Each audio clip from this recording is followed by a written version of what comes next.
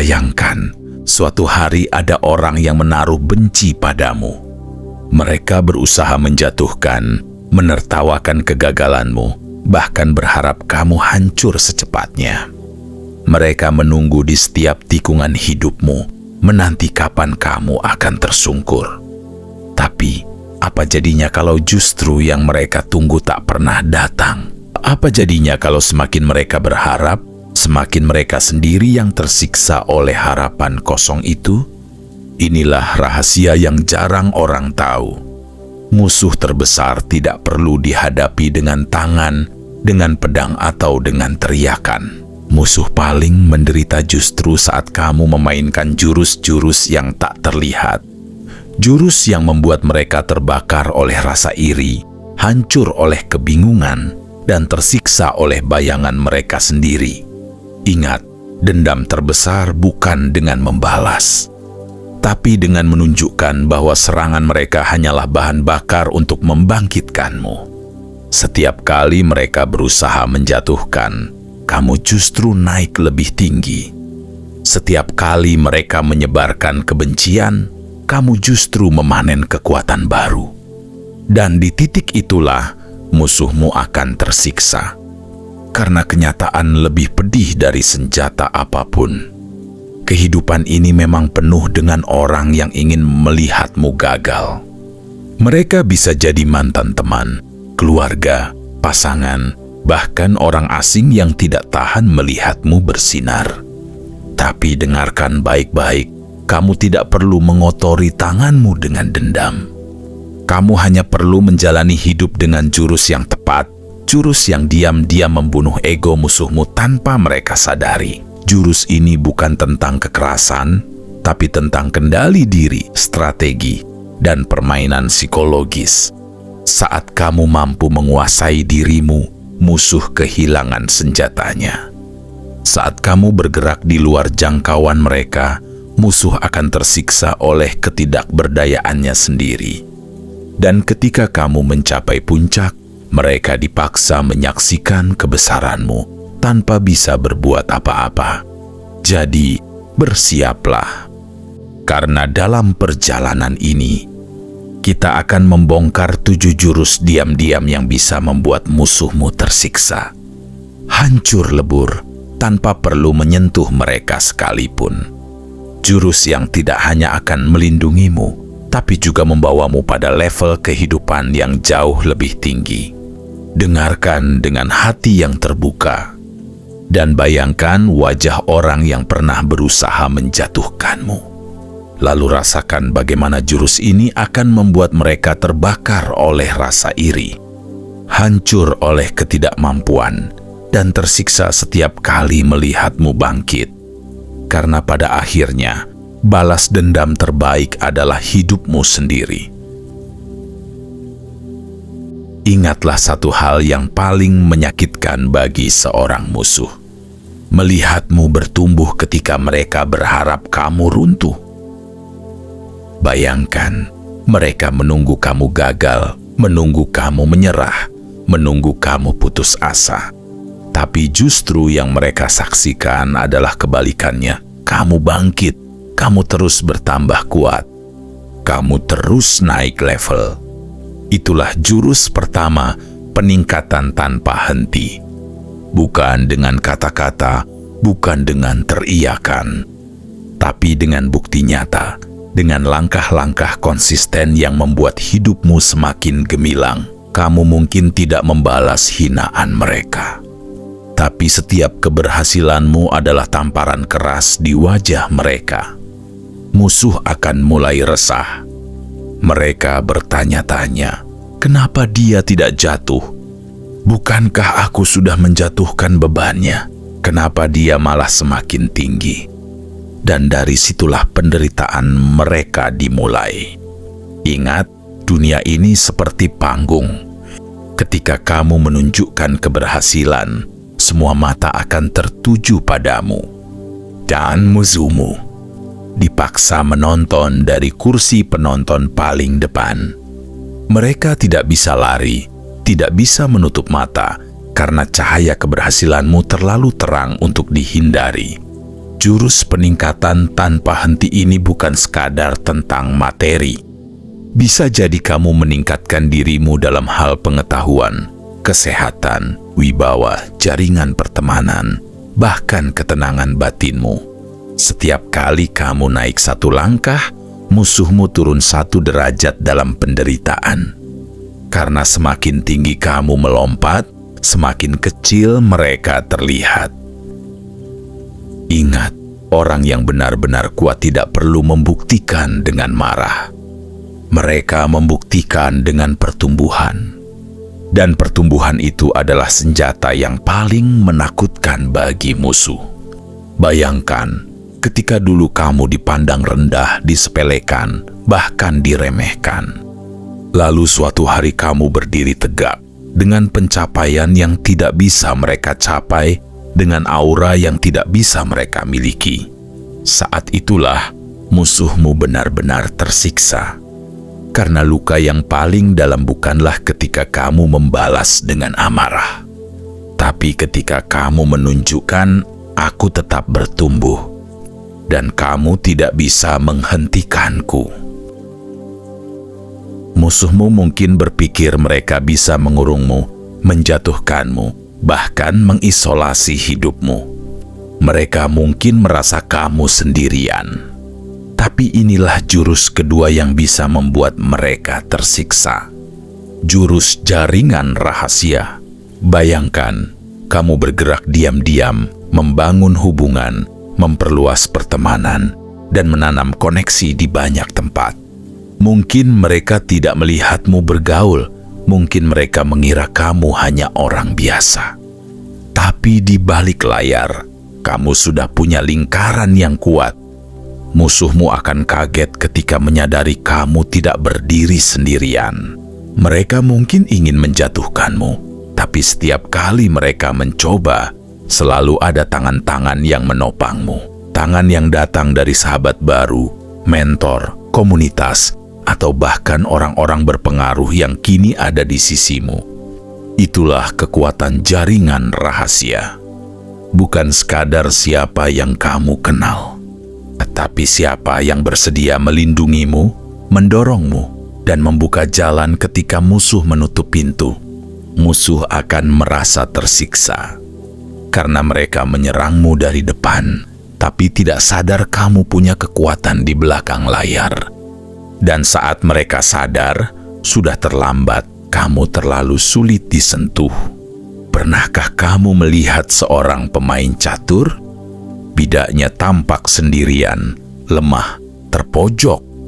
Tapi tiba-tiba dengan satu langkah, seluruh pasukan muncul menutup, menyerang, dan menjebak lawan. Itulah gambaran jurus ini. Kamu bukan bidak yang sepi. Kamu adalah bagian dari strategi besar yang musuhmu tidak pernah lihat. Ingatlah ini, orang bijak tidak berperang sendirian. Mereka membangun hubungan yang membuat langkah mereka tak terbendung. Semakin banyak orang baik yang kamu kumpulkan, semakin kecil peluang musuh untuk menjatuhkanmu. Dan inilah yang paling menyakitkan bagi mereka. Mereka sadar bahwa di saat mereka mengandalkan kebencian, kamu justru mengandalkan kekuatan kolaborasi. Di saat mereka menutup diri, kamu membuka jaringan.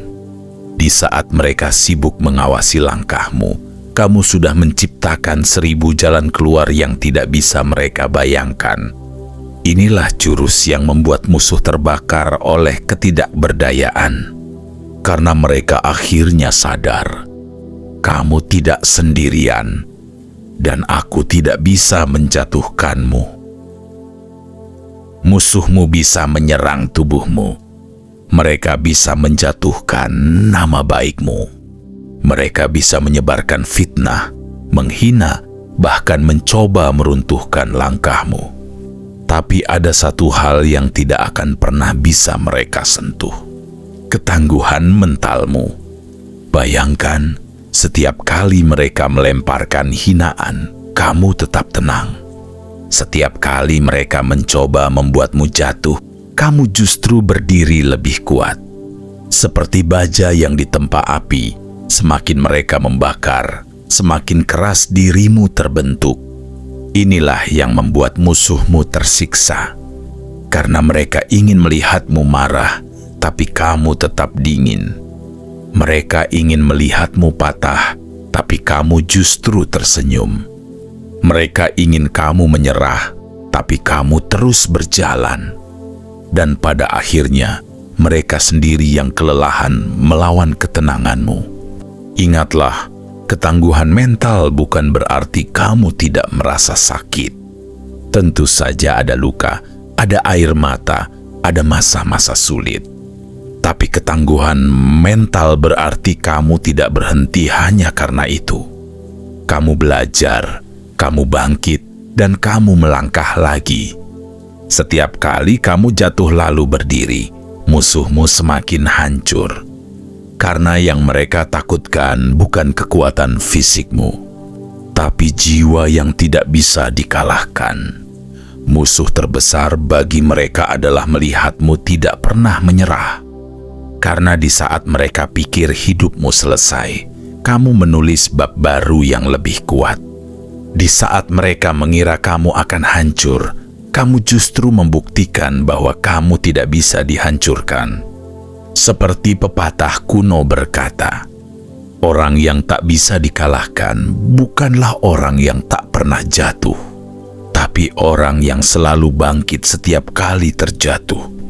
Dan musuhmu akan tersiksa karena mereka menyadari semua serangan mereka hanyalah membuatmu semakin kuat.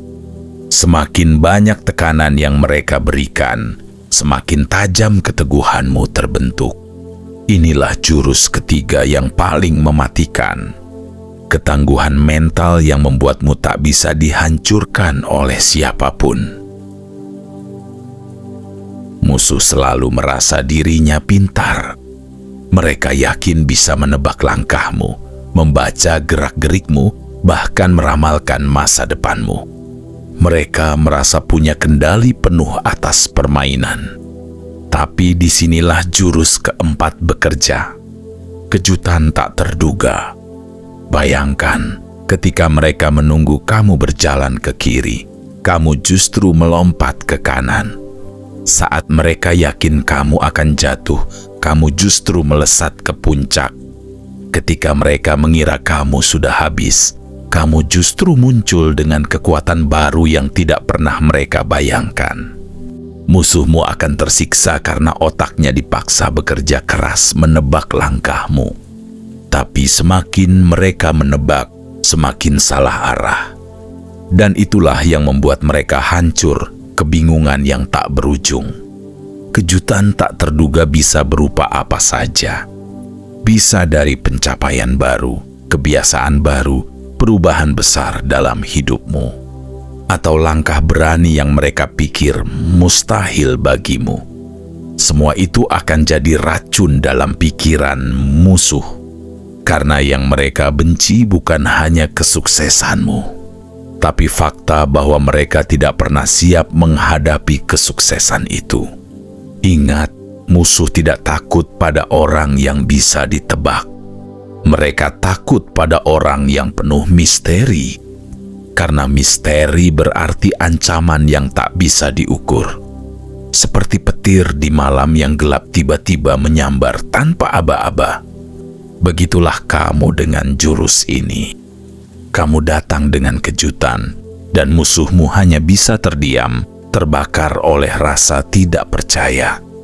Dan yang lebih menyakitkan bagi mereka adalah saat orang lain ikut kagum pada langkahmu.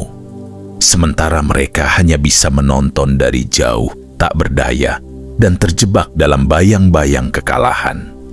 Itulah kekuatan dari jurus keempat, kejutan tak terduga. Musuhmu akan tersiksa bukan karena kamu menyerang, tapi karena mereka tidak pernah siap menghadapi sesuatu yang tidak bisa mereka prediksi.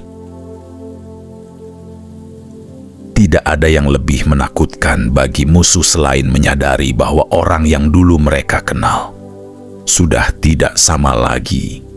Inilah jurus kelima, transformasi diri. Bayangkan, kamu dulu mungkin diremehkan. Kamu dianggap kecil, lemah, tak berdaya. Musuhmu menertawakan caramu berjalan, menyepelekan suaramu, bahkan meremehkan setiap mimpimu. Tapi suatu hari, kamu kembali muncul dengan wajah yang berbeda, aura yang berbeda, kekuatan yang berbeda. Kamu bukan lagi dirimu yang dulu. Kamu sudah berevolusi menjadi sosok baru yang bahkan tidak bisa mereka bayangkan. Inilah luka terdalam bagi musuh. Menyadari bahwa semua yang mereka kira tentangmu sudah mati. Orang yang dulu mereka hina sudah hilang. Dan yang berdiri di hadapan mereka adalah versi yang lebih kuat, lebih berwibawa, dan tak tergoyahkan. Transformasi diri bisa berupa apa saja. Peningkatan dalam ilmu, perubahan penampilan, gaya bicara yang lebih berkarisma, atau cara hidup yang lebih tinggi levelnya. Kamu menunjukkan bahwa dirimu bukan patung yang diam, tapi api yang terus membakar dan mengubah bentuknya menjadi lebih besar. Dan di titik inilah musuhmu tersiksa, karena mereka merasa kalah bukan oleh orang lain, tapi oleh versi dirimu yang baru, versi yang tidak pernah mereka bayangkan akan lahir. Ingat, orang lemah hanya diam di tempat. Orang biasa hanya bergerak sedikit, tapi orang yang berjiwa besar tahu. Setiap hari adalah ruang untuk transformasi. Semakin kamu berubah ke arah yang lebih kuat, semakin kecil kemungkinan musuh bisa mengenalimu, apalagi menjatuhkanmu. Mereka akan tersiksa karena musuh hanya bisa menghancurkan bayangan masa lalumu. Sementara kamu sudah jauh melesat meninggalkan sosok itu. Dan pada akhirnya, mereka harus menerima kenyataan pahit. Orang yang mereka kira mudah dijatuhkan, kini telah lahir kembali sebagai pribadi baru yang mustahil dihancurkan. Itulah kekuatan jurus kelima, transformasi diri. Senjata yang tidak berbunyi, tapi merobek jiwa musuh lebih dalam dari apapun. Musuh itu hidup dari perhatianmu. Mereka kuat karena kamu terus memikirkan mereka, terus merespons mereka, terus memberikan ruang dalam hidupmu. Tapi bayangkan, apa yang terjadi ketika tiba-tiba semua energi itu kamu cabut? Inilah jurus keenam, penarikan energi. Kamu tidak lagi memberi mereka bahan bakar. Tidak ada lagi amarahmu untuk mereka makan. Tidak ada lagi emosimu untuk mereka kendalikan. Tidak ada lagi perhatianmu untuk mereka nikmati. Dan itulah siksaan paling pedih. Mereka seperti api yang padam kehabisan oksigen. Semakin mereka mencoba membakar, semakin mereka sadar tidak ada lagi bahan yang bisa mereka habiskan. Musuhmu akan mulai merasa kosong. Mereka mengira kamu akan membalas. Mereka menunggu ledakan. Tapi yang mereka dapat hanyalah kehampaan. Sementara kamu berjalan tenang, melangkah jauh, meninggalkan mereka terkubur dalam kesepian. Penarikan energi bukan berarti kamu kalah. Justru disitulah kemenanganmu. Karena kamu tidak lagi memberikan kendali kepada mereka. Kamu menguasai dirimu, dan dengan itu kamu merebut seluruh kekuatan mereka. Bayangkan seekor ular yang ingin menggigit, tapi tidak menemukan tubuh untuk dililit. Bayangkan seorang petinju yang ingin memukul, tapi lawannya sudah menghilang dari ring. Itulah musuhmu saat kamu menarik energimu, mereka berperang melawan bayangan sendiri. Dan percayalah, tidak ada yang lebih menyiksa daripada bertarung melawan bayangan yang tak pernah membalas. Karena semakin lama mereka bertarung, semakin dalam mereka masuk ke dalam kehampaan itu sendiri. Itulah kekuatan jurus ini. Kamu bukan hanya membuat mereka bingung. Kamu membuat mereka layu, kering, dan hancur perlahan. Karena semua energi yang dulu mereka ambil darimu, kini sudah kamu tarik kembali. Ada satu luka yang paling dalam bagi musuh. Dipaksa menyaksikan keberhasilanmu di depan banyak orang. Mereka bisa menutup telinga dari kata-katamu. Mereka bisa menolak melihat langkah kecilmu. Tapi mereka tidak akan bisa lari ketika seluruh dunia bersaksi atas pencapaianmu. Itulah jurus terakhir, prestasi publik. Bayangkan kamu berdiri di atas panggung keberhasilan. Entah itu pekerjaanmu yang melesat, bisnismu yang berkembang, karya yang dikenal luas, atau pencapaian yang membuat banyak orang bertepuk tangan. Sementara musuhmu hanya bisa duduk di bangku penonton, menelan rasa iri yang membakar hati mereka. Prestasi publik bukan sekadar tentang piala atau tepuk tangan. Prestasi publik adalah simbol. Simbol bahwa semua usaha mereka untuk menjatuhkanmu gagal total. Simbol bahwa kamu bukan hanya bangkit, tapi kamu bangkit dengan cara yang tak bisa disembunyikan dari mata dunia.